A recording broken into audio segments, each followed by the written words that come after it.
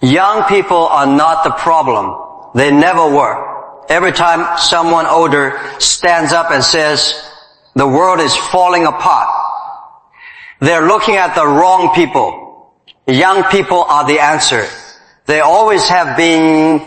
Every single worry you have about the future, every crisis, every challenge that keeps leaders up at night, the solution is sitting in a classroom somewhere, or riding a bus, or staring at a ceiling wondering if they matter. They do more than they know. Now let me tell you something about myself that might surprise you. I am not the smartest person in the room. I have never been the smartest person in the room, and I stopped pretending to be a long time ago. But here is what I figured out. The smartest people in the room usually lose, not because they're not brilliant. They are. But brilliance has a dangerous side effect. It makes you impatient. Smart people want a shortcut. They want the outcome without the decade of embarrassment that comes before it. They see an opportunity and they think, I should have this figured out in 6 months. And when it doesn't happen in 6 months, they move on. They find a new idea. A cleaner one that doesn't make them look like they're failing. That is exactly how they lose. Everything we ever built, we built on a 10-year plan, not a pitch deck, not a quarterly forecast. 10 years because I genuinely knew that I was not smart enough to win fast. So I made a different decision. I decided to win later. And winning later means something very specific. It means you have to work with people who are smarter than you. It means you have to make more mistakes than everyone else and refuse to stop when you make them. Most people hit a wall and sit down next to it. They make a mistake, they feel the embarrassment. They let the shame settle in, and they start building a life around that wall. We never did that. We hit the wall, we looked at it, we said, interesting. Here's the simplest test I know for figuring out whether someone is going to make it. Not their resume, not their grades, not who they know or what school they went to. One question, when something goes wrong, and something always goes wrong, who do they blame? That is it. That is the whole test. If the answer is always someone else, the economy, the timing, the competitor, the partner who let them down, this person is finished before they start. Not because life was unfair to them. Life is unfair to everyone. But because they've handed the steering wheel to the world and asked it to be kind. But the people who look at failure and say, what did I miss? What did I do wrong? Where do I need to change? Those people are dangerous in the best possible way. I have learned more from people who failed than from people who succeeded. Success teaches you what worked once. Failure teaches you what is true. So here is my personal philosophy. And I mean this completely. When I failed, of course I should have seen that coming. What do I learn? When I succeed, I think I genuinely did not know that was possible. That is interesting. This keeps me from two very dangerous things. Despair when things go wrong, and arrogance when things go right. It keeps me curious, humble, hungry. And I think that combination, curiosity, humility, hunger, is rarer and more valuable than any skill you can put on a resume. And because we have made so many mistakes, an embarrassing number of mistakes that would make your head spin, we stopped complaining. There is simply no time for it. We make bad decisions today. We made bad decisions yesterday. We will make bad decisions tomorrow. Most of the time, we think we are being brilliant. We have a meeting. Everyone agrees. Everyone is confident. And then 6 months later, the world shows you very clearly and without apology that you were not as smart as you thought.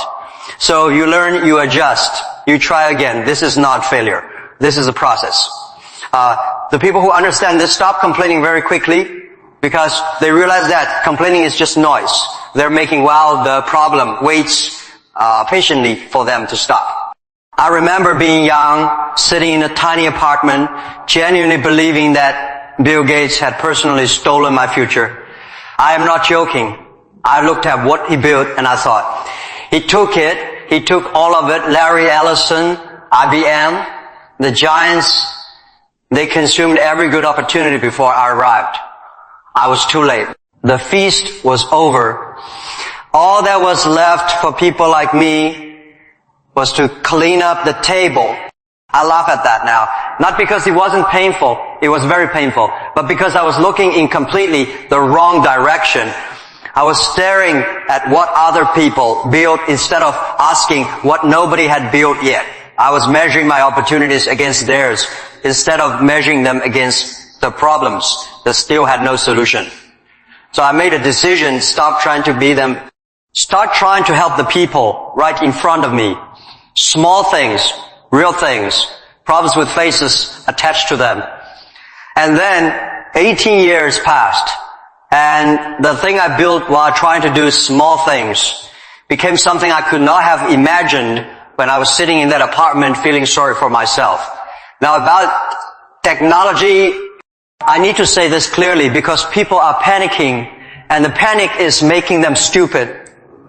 Technology is not coming for your life. It is coming for your boring tasks. There is a difference. When the steam engine arrived, people had the same conversation we are having right now. It is going to take our jobs. Everything will collapse. What will we do? 50 years later, the steam engine had created more jobs than existed before it. When electricity arrived, same panic, same conversation, same result. More jobs, more complexity, more opportunity for people willing to learn the new rules. Artificial intelligence will do the same thing. Will it eliminate jobs? Yes, some jobs, probably jobs that weren't making people happy anyway. Jobs that were crushing people's creativity and demanding nothing of their humanity. But it will create new categories of work that we do not have words for yet. The challenge is not a long term. The long term is fine. The challenge is the gap, the 20, 30 years while systems reorganize. That gap is real and surviving it requires a very specific kind of preparation. So let me tell you how humans win against machines, because we do win, not by being faster. Machines are faster. Not by remembering more. Machines remember everything perfectly and never get tired. Not by calculating better. Machines have been beating us at that since before most of you were born. We win because of something machines cannot manufacture. We have belief. We have faith. We have the capacity to love something beyond logic, to sacrifice for an idea, to feel meaning in our work that goes beyond whether it optimizes correctly.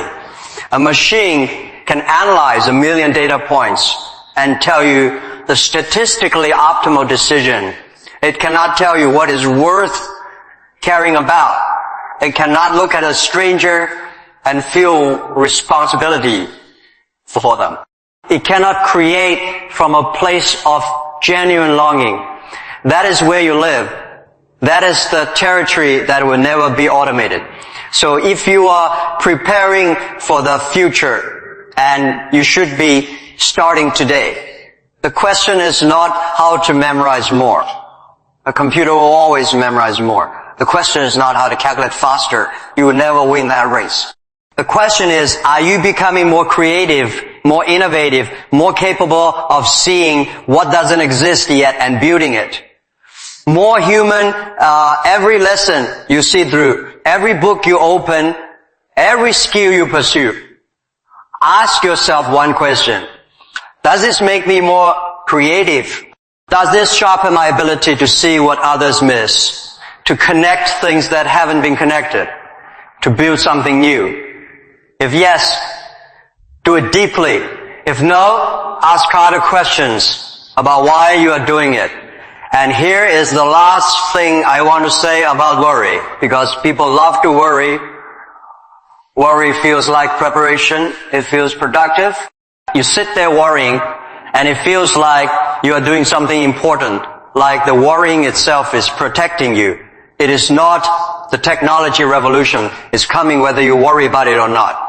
The change is coming whether you are ready or not. Your anxiety about it has zero effect on its arrival. Zero. So what exactly are you protecting with all that worry? When everyone around you is panicking, that is not a sign of danger. That is a signal. It means opportunity just walked in the door and everyone is too scared to shake its hand. People ask me, Jack, 18 years of building something. Did you ever break down? Did you ever cry? And I tell them the truth. Not because I wasn't struggling. I was struggling constantly. But I asked myself a very practical question. Does crying fix anything? If crying could close a deal, attract talent, solve a technical problem, or bring back a customer who left, I would cry every morning. And professionally, strategically, with a calendar reminder, it cannot do any of those things. So instead of crying, we made a decision to be the reason someone else cried. Not out of cruelty, out of competition, out of hunger, out of the belief that if we worked hard enough and thought clearly enough and refused to stop, we would eventually be worth taking seriously, be positive, not as a performance, not as a bumper sticker, as a survival strategy. Because the alternative, the cynicism, the bitterness, the comfort of low expectations, that is a very slow way to disappear. Young people are the solutions for tomorrow. I keep coming back to this because, it's spend time with young people and you feel it, the energy, the refusal to accept that things have to be the way they are. The audacity of believing the world can be redesigned. But here is the advice I give young people. The same advice I give myself. Even now, nothing is free, nothing is easy, and easy is not what you should be chasing anyway. Easy is a trap. Easy means someone already solved this. Easy means you are a late arrival in a crowded room. The interesting problems, the ones worth solving, the ones that can build something real. Those problems are hard, embarrassingly hard. The kind of hard that makes people look at you with concern. We have been building for 18 years. We have been lucky. I will not pretend otherwise. But we have also been relentless. We do not sleep well. I spent over 860 hours last year on planes, working, not watching movies, working. My team worked nights and weekends and holidays, not because someone forced them, but because we all understood. This thing does not build itself. Nothing builds itself. The world gives you nothing just because you deserve it. It gives you things because you showed up and refused to leave. When people around me in the early days would bring me an idea, and everyone in the room loved it. Every hand raised, every face nodding, unanimous excitement. I threw it away. I'm serious, into the trash. Because if everyone can see it, everyone is already running toward it. You are not discovering opportunity at that point. You are joining a race that started without you. But when someone brought an idea that made people uncomfortable, when the room went quiet and people looked at each other like, is this person serious? That is when I leaned forward. That is when I got interested. Because the uncomfortable idea is the one that hasn't been tried yet. The one that needs a different kind of thinking to survive, that is the job. Find the uncomfortable idea. Figure out how to make it work. Do it while everyone else is watching and shaking their head. And finally, the most important thing I know, and the hardest to truly believe, when in the middle of a bad day. Today is hard. Tomorrow is harder. The day after tomorrow is beautiful, but most people never make it to the day after tomorrow because they give up on Tuesday night. Every obstacle you face is not the universe punishing you. It is the universe training you. The difficult client, the deal that fell apart, the team member who let you down, The market that moved in the wrong direction. These are not obstacles to your growth. They are your growth. You are not waiting for the hard part to end, so the real work can begin. The hard part is the real work when you walk across the stage and accept a diploma. Whether it is a bachelor's degree or a PhD, understand what that actually represents. It represents the end of your parents paying for your education. That is it. The real education starts the morning after graduation, when you walk out into a world that has no interest in accommodating your expectations. The classroom teaches you facts. Life teaches you judgment.